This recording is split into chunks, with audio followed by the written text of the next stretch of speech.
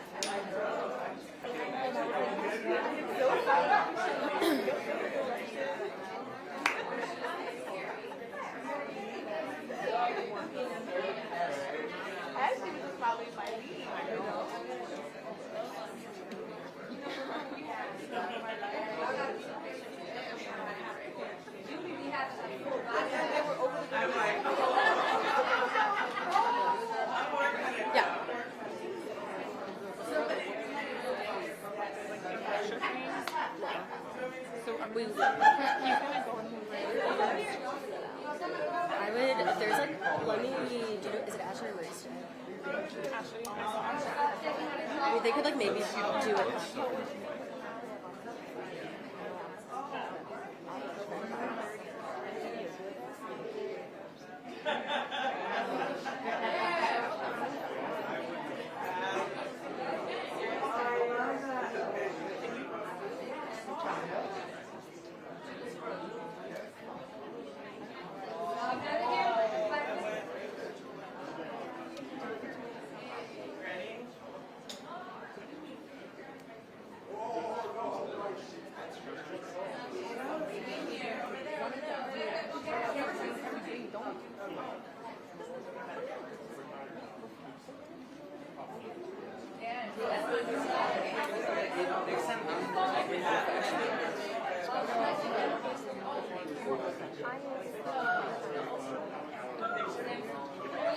Yeah.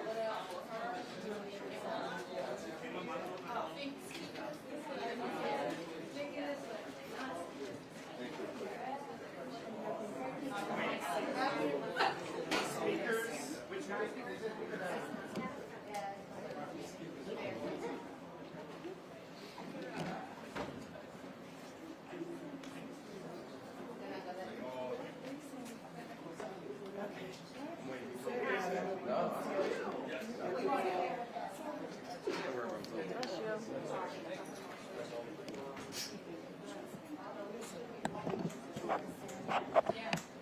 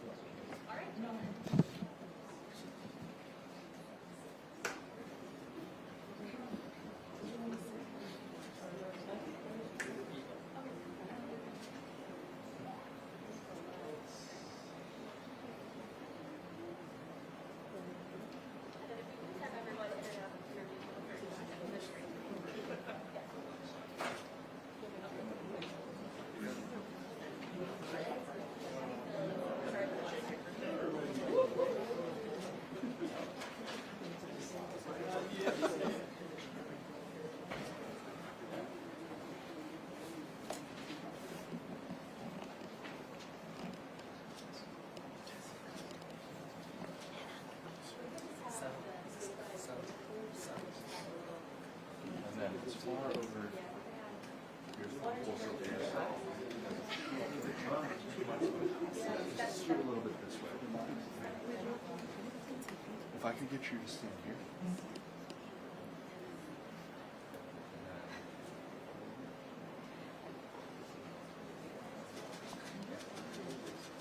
He's coming right out. He's with the mayor.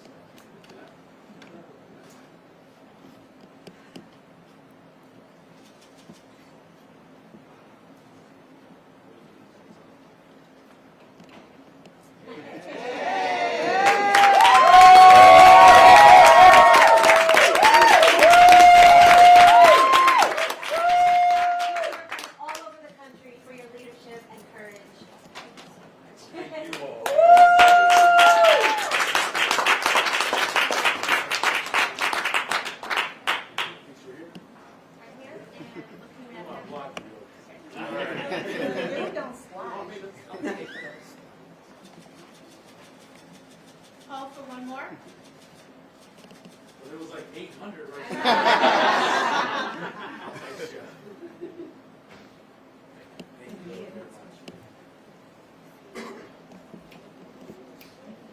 Oh, this is hey, Carlos gives one too. Sorry. All right. Well, good afternoon, everyone. Thank you for being here today. Today is an historic day for the city of Chicago as we've passed the One Fair Wage Ordinance. This legislation is the culmination of years of advocacy and outreach by the One Fair Wage Coalition, restaurant workers, and advocates. The ordinance embodies Chicago's values of uplifting working people and addressing systemic inequities in the restaurant and hospitality industry, which in turn will create a better economic future for tip workers and our city. Over the next 5 years, the wages of tip workers such as servers, bartenders, bussers, and runners will increase 8% per year until it reaches parity with Chicago's standard hourly minimum wage of $15.80 per hour. By increasing wages, we can address the restaurant industry's staffing crisis, increase opportunities for youth employment, and create a safer and more welcoming working environment. We can also uplift communities and the black and brown women and workers who make up much of this workforce, and many of the people who are standing in support with us today. These are heads of households and anchors of communities who are finally receiving a bit more of the respect and dignity that they deserve. In addition to this legislation, One Fair Wage, a national nonprofit organization, has committed to providing capacity building grants to small, women, and minority-owned businesses to support this transition and restaurants that may be impacted. One Fair Wage also will continue to participate with restaurants in training and grants to help them build the infrastructure that's needed to manage this incredible historic day. Support for workers and working families has been the cornerstone of my administration. And I am so excited to see the first steps that we are building here today. Today, we are moving our city forward and building a brighter future for everyone. I want to thank the council for approving this legislation, and I look forward to working on the next steps with the One Fair Wage Coalition to create a better economic future for workers in Chicago as a whole. Thank you all very much. And with that, it is my true honor and really my privilege. Someone who, though is cast as a freshman, certainly does not behave as a freshman. So with that, City Council's #1 draft pick, the home of the 26th Ward, Alderman Fuentes.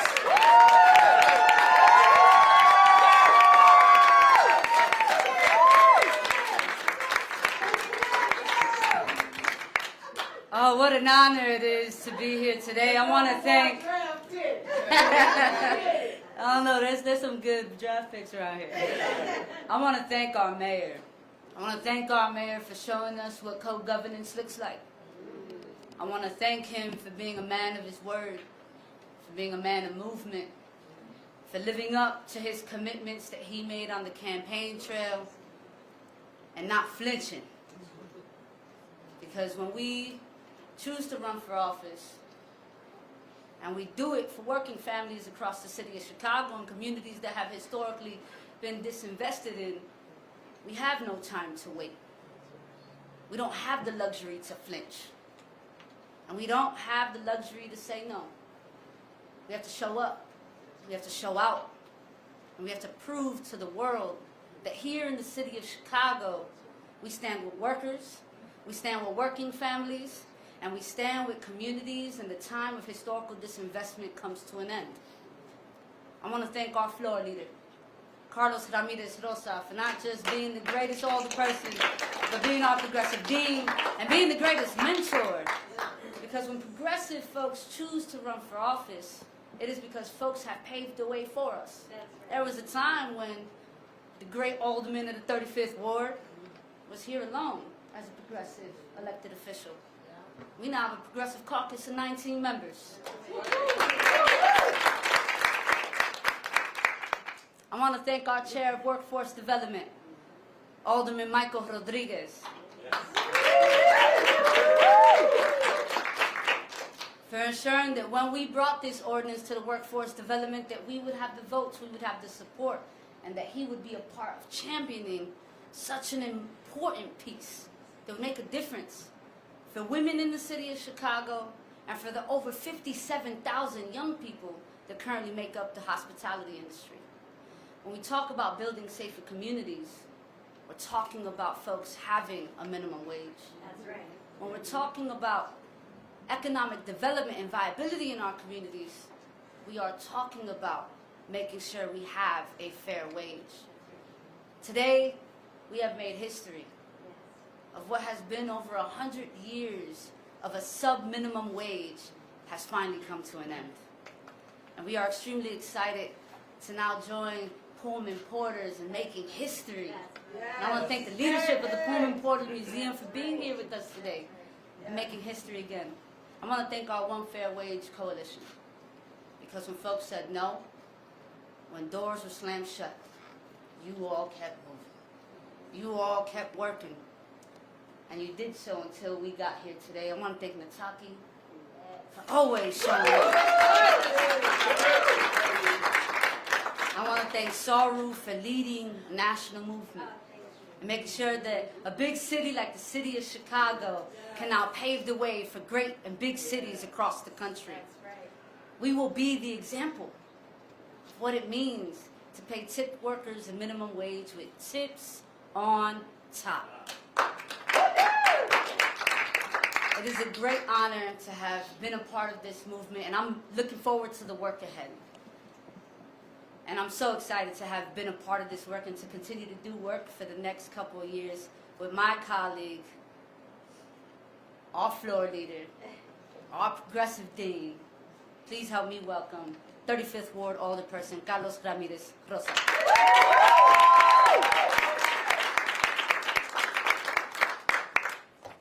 Wow, there's been a lot of speeches today, so I'm not going to say much more.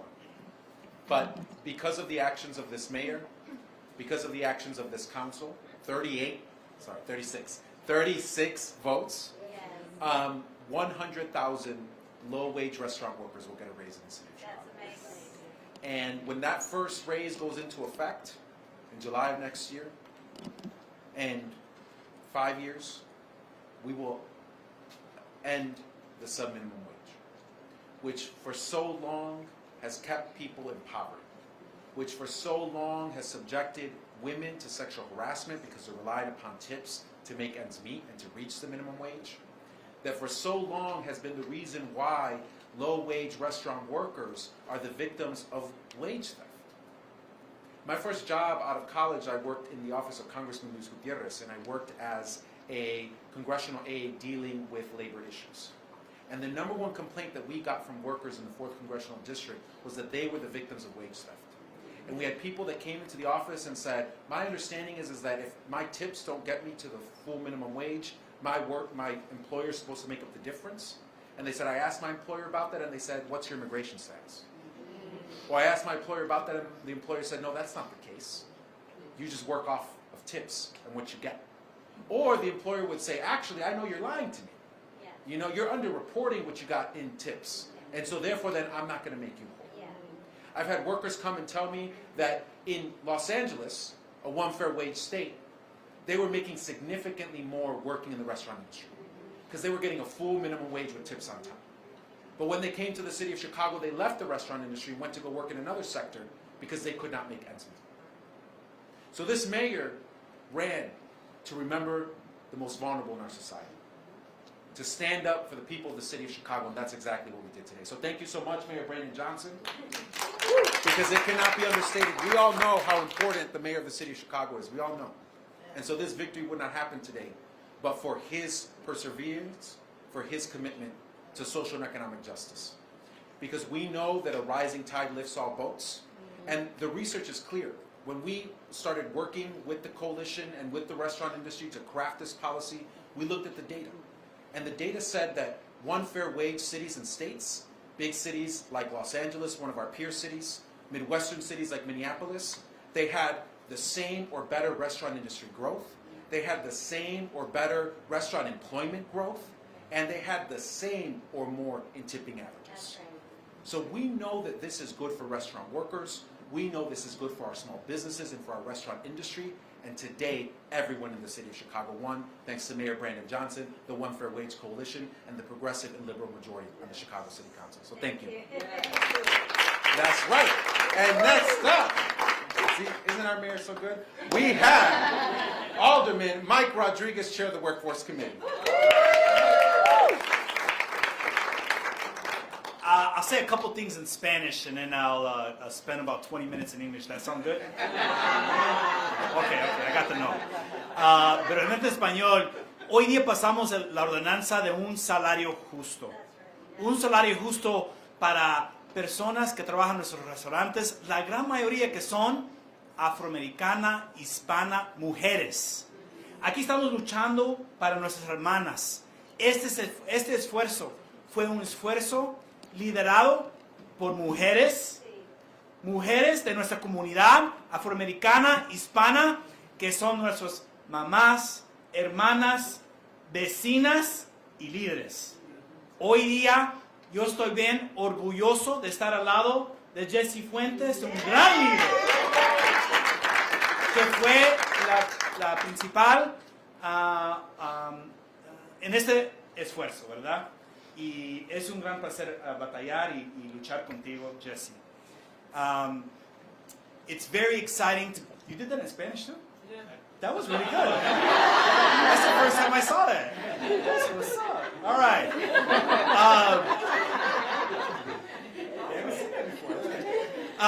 Today is an extremely good day. As the chair of the Workforce Development Committee, it's been my true passion to bring justice to working class people.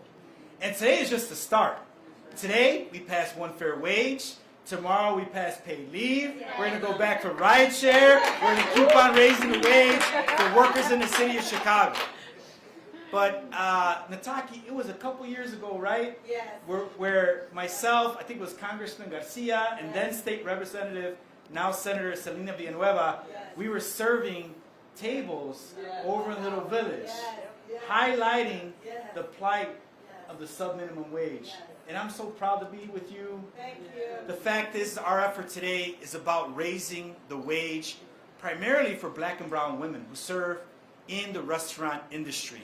I'm so proud that in the next couple of years, we will end that sub-minimum wage. We will start that this coming year. I'm very proud to be the chair of the Workforce Development Committee. We also have our vice chair here, Helu Gutierrez. Thank you for your leadership. Our great hermana, Rosan Rodriguez Sanchez, is with us here today as well. And I'm going to pass the mic over to my good friend, my new colleague, Mayor. He's another #1 draft pick. Give it up for Alderman Hall. Give it up. Just real briefly, today is a day in which this is what unity looks like. This is when we put the dignity of Chicagoans in the forefront. And whether you start on 79th Street or West Street, we start together. And this is what we all dreamt of. This is what my grandfather dreamt of. This is what our auntie and our ancestors dreamt of. That there is no big I in little t, but it's a we. And so we're in this together, and we're glad together that everyone's dignity was at the forefront when we voted. This was a vote for dignity, for a better day, and a brighter tomorrow. God bless you. So at this time, we're going to now hear from the voice of the people, the voice of the champions, none other than Saru Nakat. Saru, come on, clap your hands. I'm shaking. I'm literally shaking. We have been at this for 22 years. 100 years of suffering by black and brown women since this sub-minimum wage was created right here in Chicago and spread around the country. 22 years since 9/11, when my brother Mamdou and I started this fight after 9/11. He worked at Windows on the World, the restaurant at the top of the World Trade Center. And today, not only is the thing that started in Chicago ending in Chicago, but y'all beat New York City. But New York City's going to follow Chicago's lead. For so long, 22 years, they told us, this is too hard. The National Restaurant Association is too powerful. Don't do it. Don't try it. You're being difficult. You women are being difficult. How many times did we hear that? 1,000 times. 1,000. We kept at it, and we kept at it. Difficult or not difficult. They sent me and Nataki death threats. They put my kids' pictures up on attack websites. They followed us around the country. They tried to shout us down. Even today. Even today. They tried to shout us down, but we kept at it. And there are a couple reasons why it finally happened here first. First of all, the rest of the country, and I travel all day, every day. I just flew in from Detroit this morning. Everywhere around the country, they are calling this the Chicago Miracle. Yes. They are calling it the Chicago Miracle because there is a miracle mayor. There is a miracle mayor who is not just a progressive, but an organizer. Yes. There is a miracle mayor who stands by his word, and that does not happen everywhere else. There is a miracle city council. There is a miracle floor leader. There is a miracle bill sponsor. There is miracle on the committee that this passed through. There is a miracle coalition with Sharita from Women Employed and Jackie from SEIU and Adam from Arise and our friends David from the Pullman Museum and the Workers' Center for Racial Justice. They are miracles, and the biggest miracles of all are the workers who stood up for this for so long. Nataki, Barbara, and Antoinette. We lost one of our folks this year. Christina Thurman we lost this year, but she was a fighter. All these women were fighters. This was not a David and Goliath fight. This was a Daniela and Derica and a Nataki versus Goliath fight. This was women of color against the most powerful trade lobby in the United States. And this win today, I am carrying this win to my next flight to Maryland. This is about to pass in Prince George's County, in Montgomery County, in Baltimore City and Baltimore County. In January, this is moving in 15 states, and on November 24 ballot, it is on the ballot in Michigan, Ohio, Arizona, and Massachusetts. This is moving in 15 states by next November. Because of what happened here in Chicago today, 6.4 million workers are going to get a raise because of what you started here in Chicago. That is a miracle. And I just have to say, this is so incredible for 100,000 workers here and 6.4 million tipped workers across the country. But it is also so important, not just because of the economy and raises and the ability for people to survive and feed their children and spend time with their children. All of those things, yes, and this is also about democracy. Because we have been asking this question for so long of our leadership and our people. Who gets to decide whether we end the legacy of slavery? Is it a corporate trade lobby? Who gets to decide how women of color are paid and treated? Is it a corporate trade lobby? Who gets to decide how we are paid and treated in the workplace? Is it a corporate lobby? Today, Chicago said, no, it is we, the people. We decide. I'm so sorry. I have to introduce the woman of the hour who fought for this for 15 years with us, but she was a restaurant worker member and then an organizer. She was on our board of directors. She was my boss. And then she became national lead organizer. Nataki Rhodes is the reason we are here today.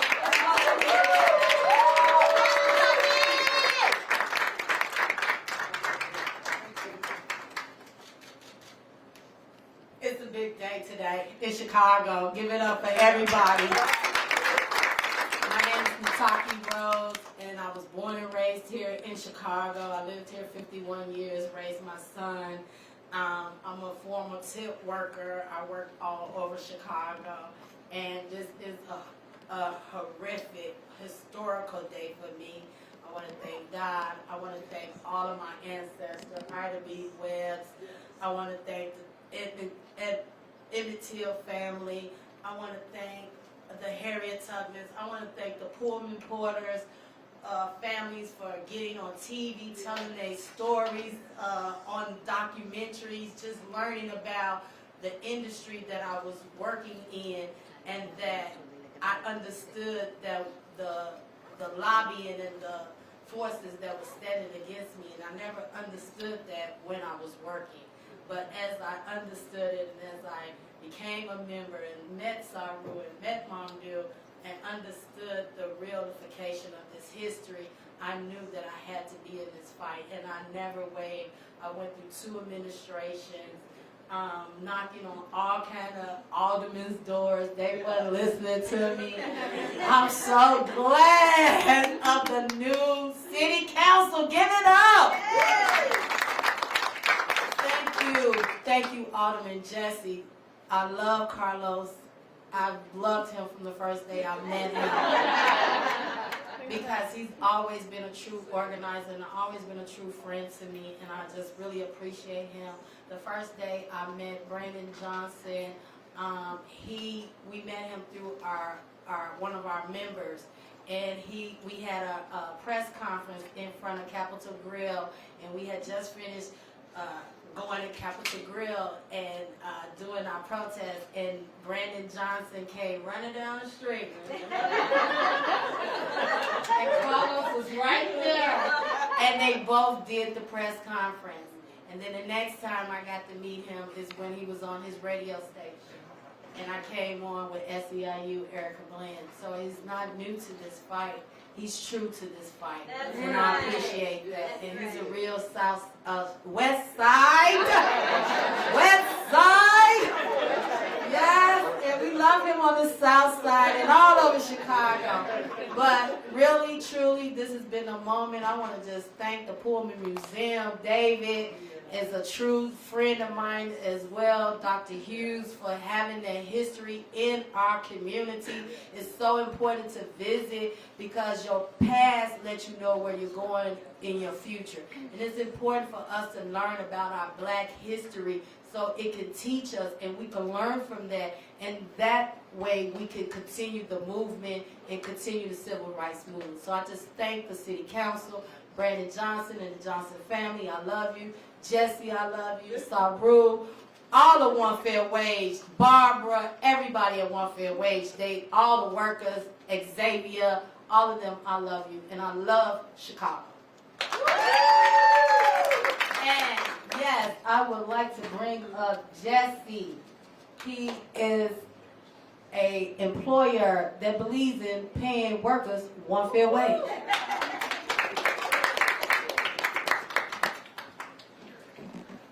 Good afternoon, everyone. My name is Jesse Egas, and I am the co-founder of Back of the Arts Coffee in the south side of Chicago. And I am so excited to be here today to celebrate this historic vote enacting one fair wage in the city of Chicago. Running a business is hard. It takes creativity, innovation, but at neighborhood businesses like ours, we serve more than just food and drinks.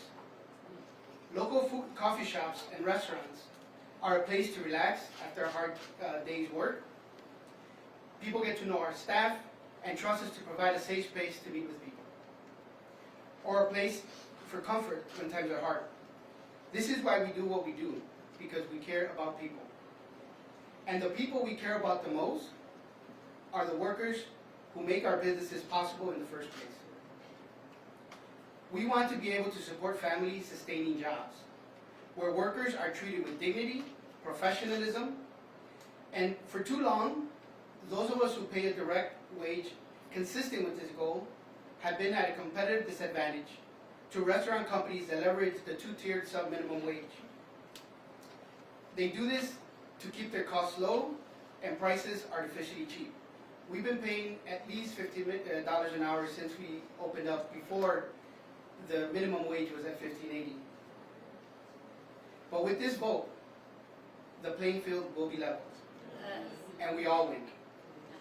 Workers, high road restaurants, the diners of the beautiful city. When we invest in working families, we support our communities and our local businesses. Thank you to everyone here for helping make this historic day a reality. Thank you. And now I'd like to introduce Sharita. Good afternoon, everyone. Good afternoon. Hi, my name is Sharita Ellens, and I'm the president and CEO of Women Employed. I am also a very proud, born and raised Chicagoan, representing the south side of Chicago in the mighty 8th Ward. So today's victory is a testament to the power of organizing. When the people are united, we will never be defeated. Today's victory was made possible by thousands of tipped workers across Chicago speaking up, using their voice, and speaking out and sticking together to fight for a full and fair wage. Shout out to worker leaders like Taki Rose, who has been in this fight, as she said, for 15 years. Thank you. That's a service, and people don't understand that that is a service, that is a sacrifice. So thank you for that. Today's victory is a result of our democracy. When our elected officials, Today's victory is a result of our democracy. When our elected leaders authentically represent the residents of Chicago, and they come together to improve the lives of some of the lowest paid, most marginalized workers in our city. Thank you. Thank you to all the persons, Fuentes, Ramirez Rosa, Rodriguez, Yancey, and Hall, for your sponsorship, for your championship, and for your bravery. to bring this forward. Today's victory confirms the importance of the organizations across the city who work together in coalition. Nothing is done without coalition. Thank you to One Fair Wage, Our Revolution, the Worker Center for Racial Justice, Fight for 15, Shriver Center on Poverty Law, Arise, SEIU, and the many other groups who have worked together for years and years and years to see this day. This is a major step toward gender and racial justice in Chicago, chipping away at the persistent pay equity gap. And today's victory is a victory for economic justice. It's a victory for dignity. It's a victory for the soul of Chicago, especially for Black and Latinx women. Thank you.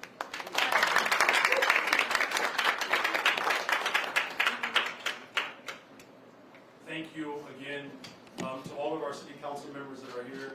I also want to make sure that we acknowledge a dear friend and brother of mine as we've come through the ranks of organizing. Alderman David Moore, the 17th Ward, is here as well. Thank you. And Alderman David Moore, true fashion, he just blends in with everybody else. His humility is what I've always admired. Thank you, Alderman. So with that, we'll take some questions. Correct. Delamore, and we're tight on time, so we'll try to keep it to one question. And let's get through this quickly. Thank you. On topic questions to start, please, Craig. Okay, then do I get one later? If it's not asked. Okay.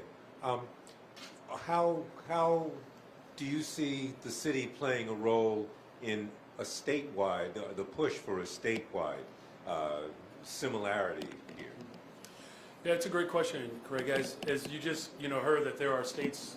First of all, let me just say congratulations again to the people of Chicago for just their commitment to working people, and as has been already articulated, Saru has indicated that there are multiple states around the region that are moving in this direction, and so we're not done yet, right? So we'll continue to organize and work with our partners at the county level, at the state level, to continue to build an economy that stabilizes the workers of the city of Chicago, Cook County, and the state of Illinois. So we're not done yet. Charlie. Good afternoon, Mayor. Good afternoon. What do you want to say to the businesses like the ones that Alderman Sposato and Alderman Lee brought up that have a fear here that this could drive them over that edge and might force them to consider even other business models such as eliminating servers, that kind of thing? Do you want to alleviate their fears here, or what do you want to say? Yeah, look, it's a concern that's real. I live in a ward that has bordering suburbs as well. Whether it's to the west of me in Oak Park and River Forest, or to the south of me in Berwyn and Cicero. The important dynamic here that I don't want us to lose is that everyone had a seat at the table. Y'all did. And I've made a commitment to collaborate with all of our stakeholders, and that's why the progression has been situated the way it is, so that businesses have time to mature as this new legislation matures as well. And so, we're not done, and that part of the work, and our alder has expressed this, Fuentes, that we get a chance to work through dynamics and continue to study the patterns so that we're doing right by everyone. Look, we want businesses to thrive.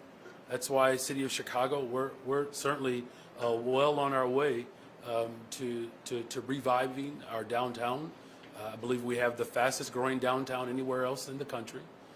We've just seen major investments take place with Invenergy, another expansion there, $1 billion investment from Google, a $233 million close in Fulton Market. I mean, I can go on and continue to brag about Chicago, but we're already bragging because we just passed one fair wage.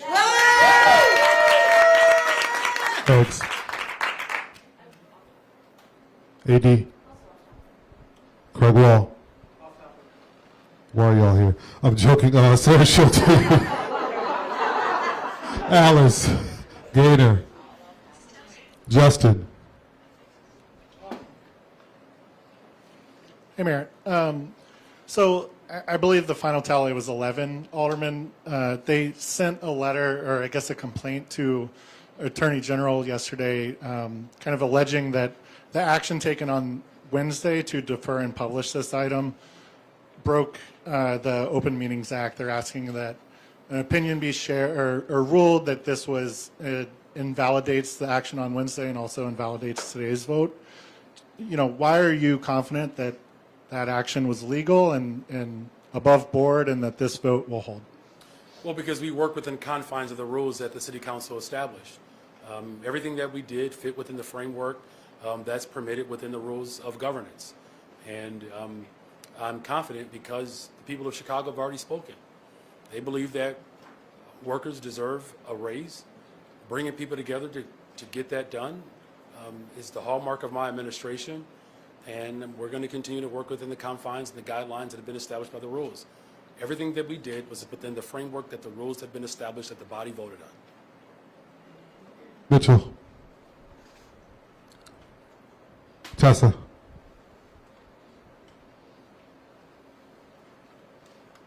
Hey, Mayor. Hey. Do you think there's a disconnect between the Biden administration resuming deportations of Venezuelans? Are we after... still on topic? Yeah, are we? Yeah, on topic, please. I don't have an off-topic question. Okay, Aaron.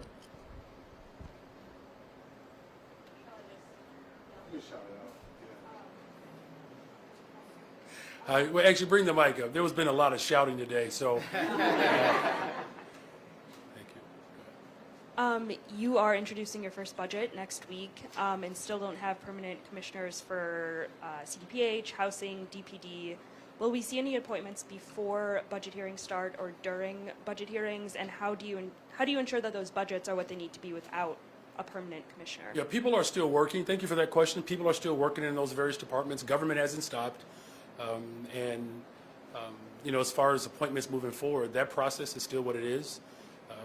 As we continue to assess and evaluate individuals who want to serve the city of Chicago, who represent the hallmark of this administration, which is to be collaborative, competent, and compassionate, you know, we're going to identify people who speak to those values. But in the meantime, make no mistake about it, government is still operational.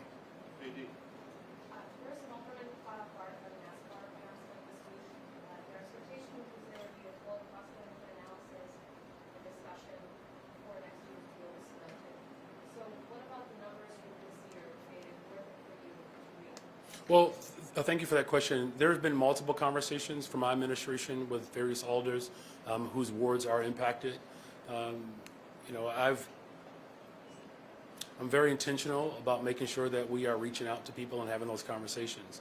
You know, as far as, you know, what makes this event a worthwhile venture to go into another year is what I expressed a couple of days ago, that we got a better deal for the people of Chicago, where we have reduced the amount of time on the front end and the back end of this event for setup and takedown, as well as additional resources that will ultimately give us the ability to pay for some of the cost that occurs as a result of this, you know, event. I mean, look, we've seen the fact that it was, you know, one of the most well televised event, and that's in spite of the rain and, you know, many of the economic benefits that we experienced, you know, even with very extreme weather.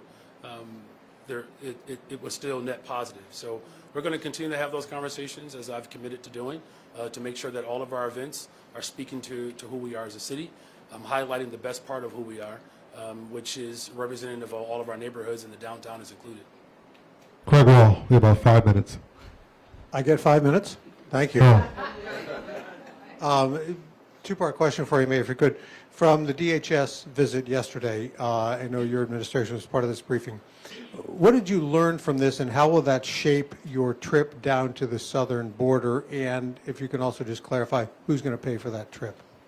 So, you know, it's important that City Council engages with the leadership of the Biden administration. It's something that I, again, have demonstrated as an executive that I'm not holding the ball, right? And so what was emphasized was the importance of having better coordination. Now, of course, as I've expressed repeatedly, this particular dynamic has created an incredible amount of strain on the city, and we cannot do it alone. I've said that repeatedly. You know, as far as, you know, our next steps to do my job as mayor, whenever I leave the city of Chicago on behalf of the people of the city of Chicago, I'm doing my job, right? And so just know that the people of Chicago elected me to represent their interests, and and as we set the date for our assessment for our potential or likely border trip, all of that information will be made transparent. Just like when I've gone to Washington, D.C., when I've gone to Springfield, I'm doing my job. I don't know if we have time, Craig, I'm sorry. Good afternoon, Mayor. Good afternoon.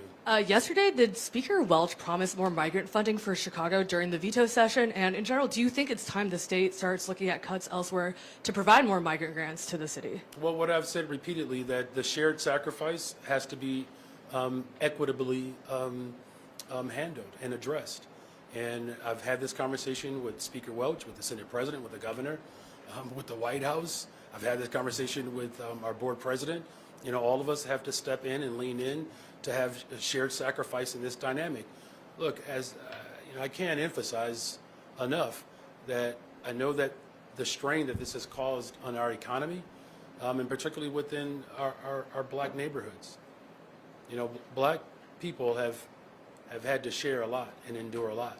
And that conversation that I had with the Speaker, the Senate President, the Governor, the Board President, the President of the United States, I'm constantly reminding them that the pressure that continues to be placed on the city of Chicago, and particularly black Chicago, they have to help alleviate that. Did you say yes? I'm sorry? Did you say yes to more funding? I'm going to continue to have conversations to ensure that the sacrifices that are being made, that it is shared equitably. Hi, Mayor. Sabrina from Channel 2. Hey, Nice. Sabrina. Is this your first time? First time asking you a question. Oh, wow. Okay. Well, Well, hey. congratulations. Well, thank you. Let's see how this goes. I'm actually from New York, so being here in Oh, the middle I'm so of sorry you about beating that. my place for the first time. Welcome to the greatest freaking city in the world. It's all right. I don't put ketchup on my hot dog anymore. Don't worry.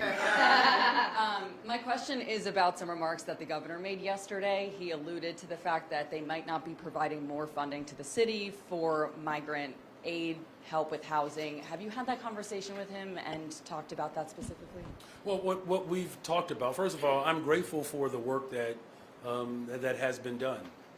And again, the people of Chicago, we're being asked and quite frankly tasked with carrying the vast majority of this responsibility. I know that the leadership in the state of Illinois recognizes the importance of Chicago. And you know, the only thing that I can do is do my part. And I'm asking other folks to do their part. And as I've said multiple times, that the weight and the brunt of this sacrifice has been on Chicagoans, and I'm hearing loud and clear from our black residents in particular that they have high expectations, as they should. It's why making sure that we pass one fair wage was a priority of mine, because the vast majority of individuals are black and brown women who are doing the work. It's why we're going to bring Chicago home. The vast majority of people who are unhoused in this city are black people. You know, it's why we're committed to passing treatment, not trauma, and opening our mental health centers and making sure that we have an alternative response to mental health crises, because those who are overwhelmingly impacted by brutality are black people. And there's still more work to be done. You know, so I'm going to continue to do my part. I've expressed that the state has to do more. I've expressed that the federal government has to do more. And that's just where we are today. Thank you. The last two questions, Gaynor. Mayor, what is your backup plan for the base camps for asylum seekers as you have these time constraints? The temperatures are already going to be dropping this weekend. What are you going to do if you can't get those camps up in time to house people? We've stood up a shelter, one new shelter every 8 days. One shelter every 8 days. Hundreds of buses have come since I've been mayor. You know, look, I appreciate the spirit of the question. This is not just simply about backup. This is about how we front load our efforts to respond to the crises. I've said this repeatedly. Everything is on the table. Brick and mortar, base camps, the state, the federal government. And so I'm going to continue to do the work that I've been charged to do, is to make sure that we're speaking to the demands that predate this crisis, and we're doing that, while at the same time doing everything in my power to find more brick and mortar space. I'm asking our business leaders to do this, our philanthropic leaders to find locations, our philanthropic community to lean in and support the mutual aid workers and work that's being done on the front lines. And, you know, we're still moving forward with the base camps. We still are. Mayor, do you think there's a disconnect between the Biden administration resuming deportations of Venezuelans after they recently cited the dangerous conditions in their home country as part of the reason for extending temporary work authorization? Foreign policy has caused a tremendous amount of destabilization. And so the sanctions, of course, that are causing the turmoil is being brought to us by the right-wing extremists in this country. The real disconnect is the fact that you have global population shifts that have been promulgated by the very failures of the Republican entities that want to score political points by attacking major cities where black and brown people live. That's the disconnect. The Republican Party can't even nominate their own leadership. Now, of course, I've said this multiple times. State, county, the federal government has to lean in and do more. And let's be very clear about what's happening here. That you have the destabilization of countries across the globe, which, by the way, are individuals that identify as Afro-Venezuelan or Afro-Colombian. You know, as we're talking about, you know, eliminating tipped wages for black and brown people, we're fighting the same system that doesn't humanize black people across the globe. And isn't it quite disturbing that you have an entire party that is more interested and dedicated to destabilizing black and brown people around the globe than actually passing a freaking budget to make sure that people can eat and have somewhere to live? That's the disconnect. In fact, the last thing that I'll say, at least on this, unless one more person has a question about this, is that I know we're going to get to the other side of this. And I know that the city of Chicago has been incredibly patient with my administration. Everyone knows it's not like I'm calling up relatives from another country saying, y'all want to come live with me? Our people know that. And they're frustrated. They're frustrated because, if I could be so bold, when the people of Chicago voted for me and voted for this progressive council, their hopes and aspirations could be realized. And now we have this crisis that has slowed that down.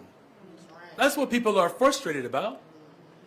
If people weren't complaining, you could come to the conclusion that they didn't expect much from us. The real disconnect is that you have an unclean spirit that has captured the right-wing extremists in this country. And I call on them to dig deeper and lean on their faith. As Jesus said, who our neighbors really are. The one on the roadside. Those are our neighbors. So we have to do everything in our power to make sure that we respond to the crisis that's right here in Chicago, that is the formulation of decades of disinvestment, while also making sure that we're pushing back on failed foreign policies that continue to destabilize countries across the globe. Thank you. Thank you. We do this one. This is the last one. Thank you, Mayor. I got you. All right. And it's actually kind of a follow to exactly what you're saying. All There's right. a poll that came out this week, polling people across the city along racial lines on whether Chicago should continue being a sanctuary city. Majority of people, voters said no. And the highest among those were among Latinos and blacks. And one of the reasons why is because of resources. So are you concerned that you are losing, voters on this? If this crisis continues according to... Thank you for the question. This is not about votes.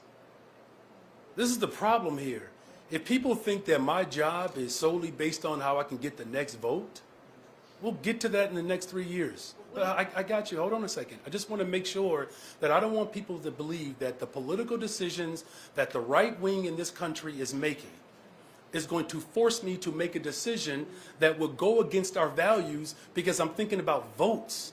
Here's what I'm most concerned about. Our constituents and residents of the city of Chicago. I got it. My bigger concern is the fact that we have an alt-right movement, not just in this country, but around the globe, that continues to disrupt black and brown economies. Can I just offer up some context real quick? There are leaders in many of these countries that come from the same movement and struggle that Jesse and I and Carlos come from.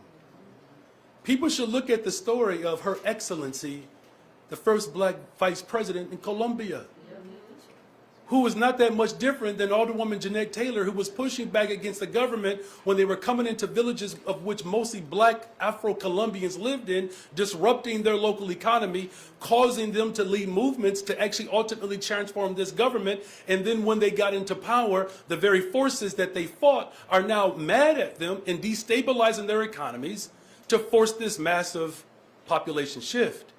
And so this is about elevating the consciousness of the entire globe.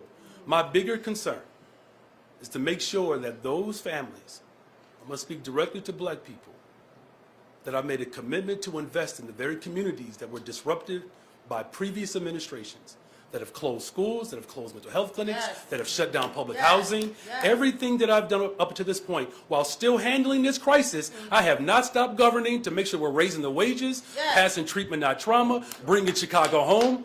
Apparently in the city of Chicago, you have a mayor that can walk and chew gum. Thank you all.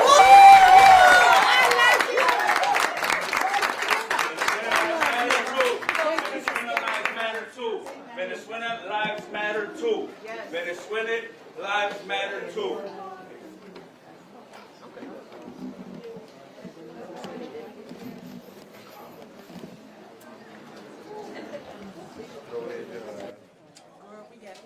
Disavowal of U.S.